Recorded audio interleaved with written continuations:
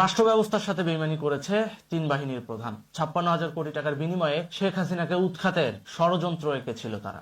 মহান আল্লাহ আমাদের সহায় হন। খোদা হাফেজ। বাংলাদেশ চিরজীবী হোক। বুঝছেন নাকি? কি আরে বলুন। বুঝছেন নাকি? ये फंस गया सीएम। বুঝছেন নাকি? তখন আমরা স্পষ্টই বুঝতে পারছি যে রাষ্ট্রপতিকে বন্দুকের নলের সামনে দাঁড় করায় স্টেটমেন্ট দিতে বাধ্য করা হয়েছে যে সংসদ বিলুপ্ত এবং অন্তর্বর্তীকালীন সরকার গঠন করা হবে।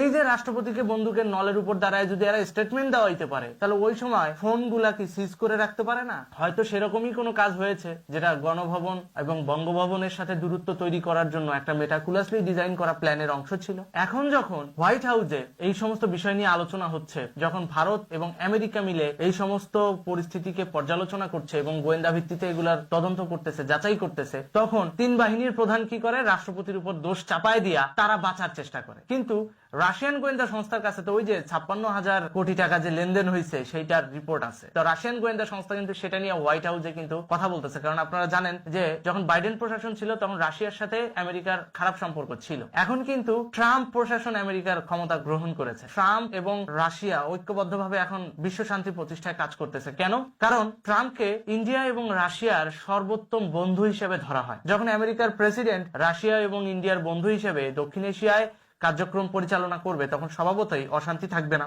এবং তারই অংশ হিসেবে রাশিয়ান গোয়েন্দা সংস্থা এই 56,000 কোটি টাকা ট্রানজাকশনের যে হিসাব, সেটা কিন্তু আমেরিকান হোয়াইট হাউসে ট্রাম্প প্রশাসনের যে গোয়েন্দা দপ্তর সেখানে দাখিল করেছে।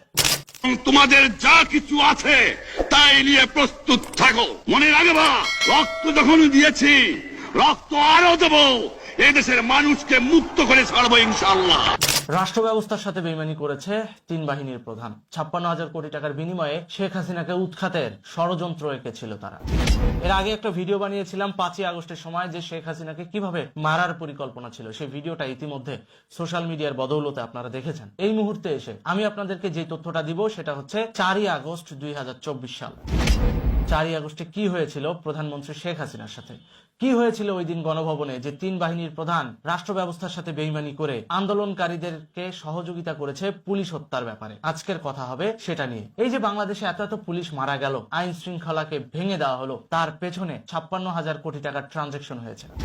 এই 56,000 কোটি টাকা তিন বাহিনীর প্রধান ভাগ বাটোয়ারা করে নিয়েছে, যেটা ইতিমধ্যে রাশিয়ান গোয়েন্দা সংস্থা এসবিআর এর গোয়েন্দা তথ্যে উঠে এসেছে। চলেন আজকে আমরা সেটাই পড়ে শোনাবো আপনাদের। আমার ফোনে তথ্যটা এসেছে গতকালকে, আমি ব্যস্ততার কারণে ওটা পড়তে পারিনি। আজকে সকালবেলা উঠে আমি তথ্যটা পড়েছি। পড়ার পর মনে হলো যে আপনাদের সাথে বিষয়টা শেয়ার করা দরকার, তাই প্রত্যেকটা বিষয় আমি আপনাদের পড়ে শোনাবো। ইটস রিভিউ বলতে পারেন। সেটা হচ্ছে সকাল 12টা 30 মিনিট, সময়টা তখন 4 আগস্ট 2024। আমরা আলোচনায়, স্টেটমেন্টটা কার আমি পরে বলছি। হঠাৎ টেলিফোনে ফোন আসলো রাশিয়া থেকে। ফোনে তখন কথা বলছেন প্রধানমন্ত্রী শেখ হাসিনা।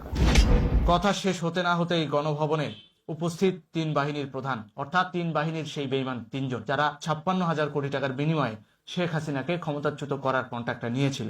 কথা শেষ না হতেই গণভবনে উপস্থিত তিন বাহিনীর প্রধান। কথা ছিল দুপুরে লাঞ্চ করব সবাই একসাথে। এরই মধ্যে খবর আসলো আন্দোলনের ভয়াবহতা নিয়ে। আন্দোলন তখন তীব্র আকার ধারণ করেছে। আমাদের মিটিং চলমান। আবার ফোনে কল আসলো ভারতের নিরাপত্তা বাহিনীর প্রধান অজিত দেওয়ালের। ফোনে কথা বলতে বলতে 32 মিনিট সময় পার হয়ে গেল। সেনাবাহিনী জানালো পরিস্থিতি কোনো সমস্যা নাই, রাশিয়া জানালো পরিস্থিতি ভালো নয়, সাবধান অবলম্বন করুন। অর্থাৎ একদিকে সেনাবাহিনী বলতেছে যে পরিস্থিতি মোটামুটি ভালো আছে ম্যাডাম, আমরা আন্দোলনকারীদেরকে ঠিকঠাক করে ফেলতে পারবো। জুলাই আন্দোলন তখন চলমান তুঙ্গে। দেখেন, একটা রাষ্ট্রপ্রধান কিন্তু তার তথ্য এবং সমাজের যে খবরাখবর কিংবা রাষ্ট্রের যে খবরাখবর সেগুলো নেয় কাদের মাধ্যমে? রাষ্ট্রীয় গোয়েন্দা সংস্থার মাধ্যমে, সেনাবাহিনীর মাধ্যমে, তিন বাহিনীর প্রধানের যে গোয়েন্দা দপ্তরগুলো রয়েছে তাদের মাধ্যমে, ইভেন পুলিশ বাহিনীর যে গোয়েন্দা দপ্তর আছে তাদের মাধ্যমেই নেয়। কিন্তু তখন পুলিশ বাহিনী যখন মাঠে লড়াই করছে, ঠিক ওই সময় দ্বিতীয় সর্বোচ্চ পর্যায় থেকে কিন্তু সেনাবাহিনীর মাধ্যমে তিনি খবরটা নেবেন। এটাই স্বাভাবিক নিয়ম। সেই নিয়মের অধীনস্থ যখন প্রধানমন্ত্রী জিজ্ঞাসা করলো যে দেশের পরিস্থিতি কি, তারা বলতেছে যে না, দেশ ঠিক আছে, দেশের কোনো সমস্যা নাই। তাহলে দেখেন, যখন সাধারণ মানুষ নিজেরা মারামারি করতেছে, তখন রাষ্ট্রের প্রধান হিসেবে প্রধানমন্ত্রী চিন্তিত, অথচ তাকে যে খবর আইনা দেয় সে সেনাবাহিনীর যেই প্রধান, তিনি বলতেছেন কি যে না, পরিস্থিতি স্বাভাবিক আছে, এটা আমরা ঠিক করে ফেলবো। মানে কোন লেভেলের অন্ধ টিনের চশমা শেখ হাসিনাকে পরায় রাখা হয়েছিল, এটাই আজকে এক্সপোজ করতে যাচ্ছি। শেখ হাসিনা যে আমাদের জনগণের অনেক খবরই পেতেন না, এটাই তার প্রমাণ। রাশিয়ান গোয়েন্দা সংস্থা যারা কিনা বাংলাদেশে কাজ করে, সেই রাশিয়ান গোয়েন্দা সংস্থার রিপোর্ট অনুযায়ী রাশিয়ান প্রধানমন্ত্রী কিন্তু শেখ হাসিনাকে বলেছিলেন যে না, আপনি ইমিডিয়েট সাবধানতা অবলম্বন করুন, আপনার জীবনের ঝুঁকি রয়েছে। ঠিক একইভাবে বঙ্গবন্ধুকে কিন্তু বলেছিলেন ভারতের গোয়েন্দা সংস্থা র যে আপনার জীবনে ঝুঁকি আছে। বঙ্গবন্ধু কিন্তু ওই সময় বিশ্বাস করেনি, বলছে আমার দেশের জনতা আমাদেরকে মারবে। ঠিক একইভাবে প্রধানমন্ত্রীকেও কিন্তু সাবধান করা হয়েছিল 5ই আগস্টের পূর্বে। এই বিষয়টাই হচ্ছে তার প্রমাণ। এখন কথা হচ্ছে, প্রধানমন্ত্রী তখন পড়ে গেলেন কনফিউশনে। আমি আমার নিজের সেনাবাহিনীর প্রধানের কথা বিশ্বাস করব, নাকি আমি বিশ্বাস করব বাহিরের গোয়েন্দা সংস্থার কথা? কারণ সে একজন প্রধানমন্ত্রী, তার কাছে সব দেশের গোয়েন্দা সংস্থার রিপোর্টই কিন্তু থাকে। আন্তর্জাতিক লিডার হিসাবেও পায়, একই সাথে কাঠামোগতভাবে তার কিন্তু প্রধানমন্ত্রী হিসাবে কিন্তু একটা নির্বাহী ক্ষমতা রয়েছে। সেই ক্ষমতার অধীনে কিন্তু সেনাবাহিনীরাও পড়ে, তাদের মাধ্যমেও খবর পায়। তো যখন দুই দিক থেকে দুই ধরনের তথ্য আসে, প্রধানমন্ত্রী কিন্তু কনফিউজ। এখন পরিস্থিতিটা এমন পর্যায়ে চলে আসলো, কে কাউকে বিশ্বাস করবে সেই পথ খুঁজে পাচ্ছিলাম না। ঘরের লোক যখন শীত কাটে, বাইরের লোকের পক্ষে মার্ডার করা তখন খুব সহজ বিষয়। আমাদের মিটিং 2 ঘন্টা হতে চললো, ফোন আসলো দিল্লির হায়দ্রাবাদ হাউস থেকে।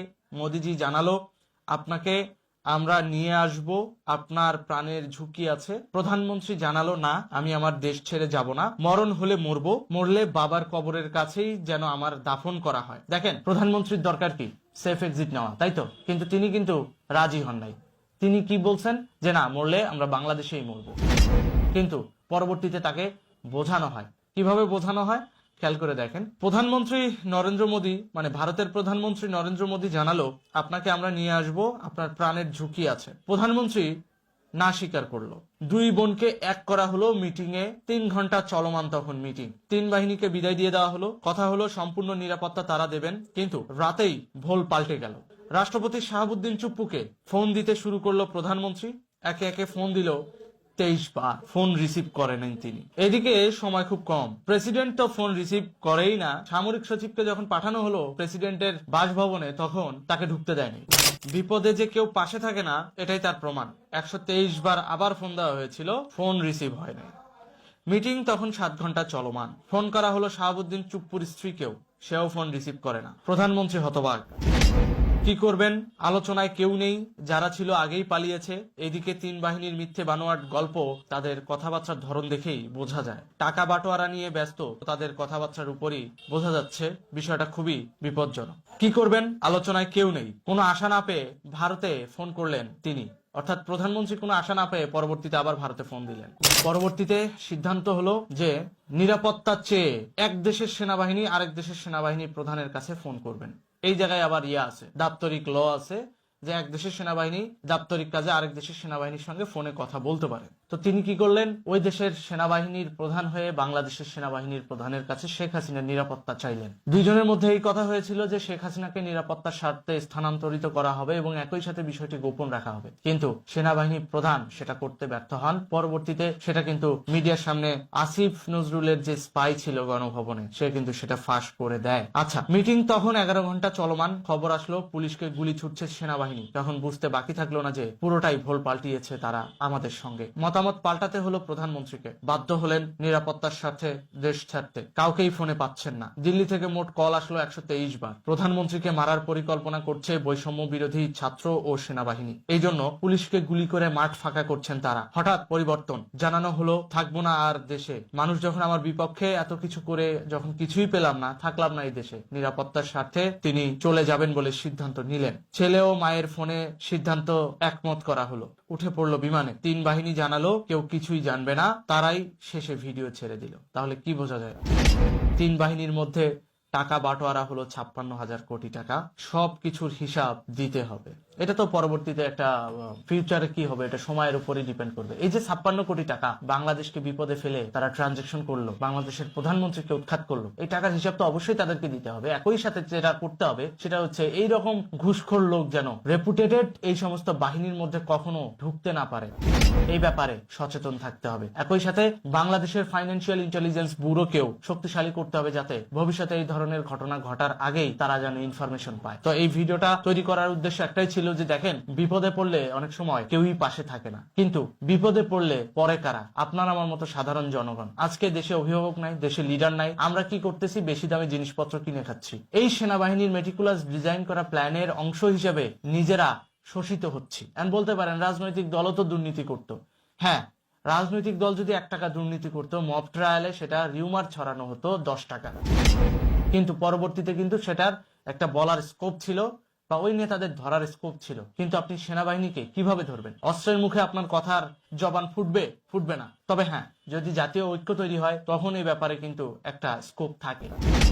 সেদিন গণভবনে কি হয়েছিল? শেখ হাসিনাকে উৎখাত করার জন্য 3 বাহিনীর প্রধান এই যে 56,000 কোটি টাকা ট্রানজাকশন করলো, ভাগ বাটোয়ারা করে নিয়ে নিল এবং বাংলাদেশকে একটা অন্ধকারের দিকে ধাবিত করলো শুধুমাত্র অর্থনৈতিক লাভের জন্য। এইটার কারণে পুরো দেশবাসী এখন সাফার করতেছে। তাদের এই বেইমানির কারণে পুরো দেশ আজকে বিপদে। যখন এই বিষয়টা নিয়ে হোয়াইট হাউসে কথা হচ্ছে, আমেরিকার গোয়েন্দা প্রধান, ভারতের নিরাপত্তা প্রধান এবং ভারতের পররাষ্ট্রমন্ত্রী মিলে যখন মিটিং করতেছে, ঠিক তখনই এই বিষয়গুলোতে রাষ্ট্রপতির ভূমিকা নিয়ে প্রশ্ন ওঠে। রাষ্ট্রপতি এই যে ফোন রিসিভ করলেন না, কেন করলেন না? এমনও হতে পারে ওই সময় তারা এই বিষয়টা মেটাকুলাসলি যেহেতু ডিজাইন করা, তাহলে সেখানে অবশ্যই রাষ্ট্রপতিরও একটা ভূমিকা আছে, তারা সেটা আগে থেকেই জানতো। আর এই কারণেই যখন প্রধানমন্ত্রী রাষ্ট্রপতিকে ফোন করবে, তার আগেই রাষ্ট্রপতিকে যে বন্দুকের নলের উপরে রাখে নাই তার কি গ্যারান্টি আছে? কারণ দেখেন, রাষ্ট্রপতি ফোন ধরতেছে না, রাষ্ট্রপতির স্ত্রীও ফোন ধরতেছে না শেখ হাসিনার ওই বিপদের সময়। তখন স্বভাবতই একটা খটকা জাগে, কি ব্যাপার, রাষ্ট্রপতি কেন ফোন ধরতেছে না? যখন শেখ হাসিনা চলে গেল, যাওয়ার পরে যখন রাষ্ট্রপতি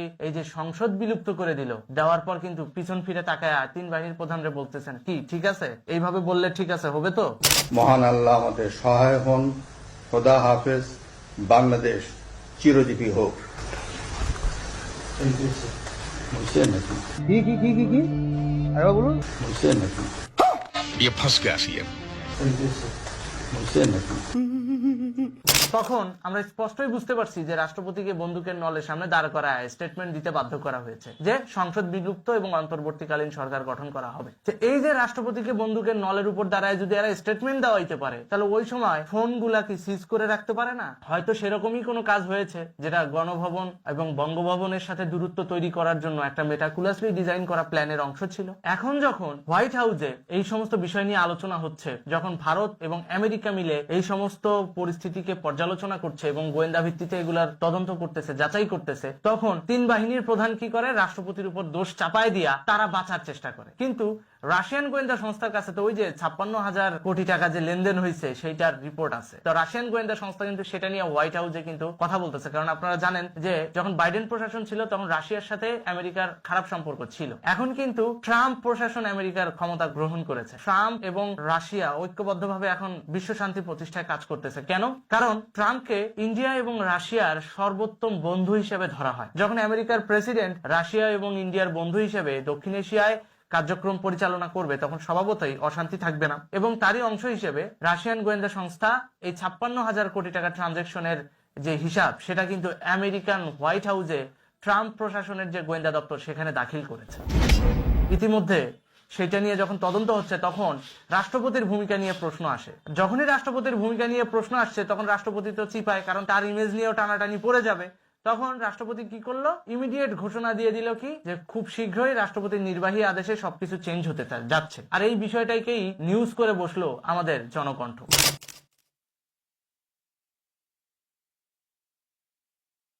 তো দেখলেন তো, যে জনকণ্ঠ পত্রিকা এখন বর্তমানে সেনাবাহিনী এবং বিএনপি জামাতের নেতৃত্বাধীন হয়ে কাজ করছে, সেই জনকণ্ঠই যখন এই ধরনের নিউজ করে, তখন আমরা কি গ্রিন সিগন্যাল পাই না যে খুব শীঘ্রই বিশ্ব রাজনীতির প্রেক্ষাপটের অংশ হিসেবে বাংলাদেশের অভ্যন্তরীণ রাজনীতি চেঞ্জ হতে যাচ্ছে? এবং সেটাই হবে খুব শীঘ্রই। এই যে 3 বাহিনীর প্রধান, এরা হয় শেখ হাসিনা রিজিমে চলে আসবে, আদারওয়াইজ রাষ্ট্রপতির আদেশক্রমে এদেরকে চেঞ্জ করা হবে। দুইটার যে কোনো একটা ঘটবে। আর এইটা ঘটাইতে যায় দেখবেন যে রাষ্ট্রপতির সাথে সেনাবাহিনীর প্রধানের কনফ্লিক্ট লাগলেও লাগতে পারে, আর এই সুযোগে একটা সেনা শাসন আসলেও আসতে পারে, মানে ওই যে জোর করে ক্ষমতা দখলের যে প্রক্রিয়াটা। যদিও সংবিধান অনুযায়ী সেনা শাসনও অবৈধ, তো যদি এটা আসে তাহলে দেশ আবার পুনর্গঠন করতে দেখবেন যে আন্তর্জাতিক চাপ এবং জাতিসংঘ থেকে শান্তিরক্ষা মিশন পাঠিয়ে বাংলাদেশ সেনাবাহিনীর সাথে তখন দেখবেন আমেরিকান গোয়েন্দা সংস্থা এবং শান্তিরক্ষা বাহিনীর কনফ্লিক্ট লেগে যাবে। তখন একটা বাহিনীর বিরুদ্ধে চলে যাবে পুরো বিশ্বের যারা শান্তিকামী বাহিনী রয়েছে, জাতিসংঘের শান্তিরক্ষী বাহিনী তারা।